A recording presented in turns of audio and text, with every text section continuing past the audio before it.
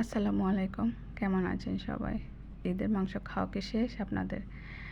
ঈদের মাংস যদি খেতে খেতে বর লাগে তাহলে অবশ্যই এই ভর্তাটা খেয়ে দেখবেন, ভালো লাগবে, মুখে রুচিও আসবে।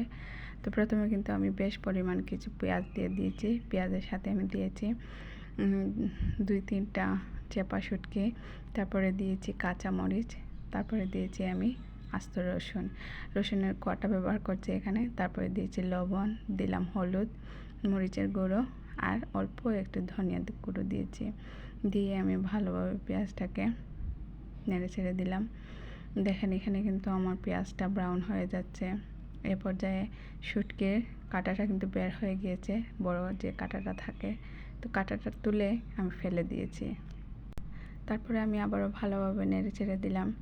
দেখেন আমার তেলটাও কিন্তু প্রায় উপরে উঠে এসেছে, তার মানে আমার ভর্তাটা কিন্তু রেডি হয়ে গিয়েছে। আমি একটু চেক করে নিব যে আমার রসুনটা কি সিদ্ধ হয়েছে নাকি। দেখেন আমার রসুনটা কিন্তু সিদ্ধ হয়ে গিয়েছে। শেষ পর্যায়ে আমি দিয়ে দিয়েছি আমার ধনিয়া পাতা দিয়ে আমি ভালোভাবে নেড়ে চেড়ে সব কিছু একসাথে মিক্স করে নিয়েছি। তো রেডি হয়ে গেল আমার ঝটপট শুটকি ভর্তা। অবশ্যই খেয়ে দেখবেন, আর আমার ভর্তাটা কেমন হয়েছে আমাকে জানাবেন। ধন্যবাদ সবাই।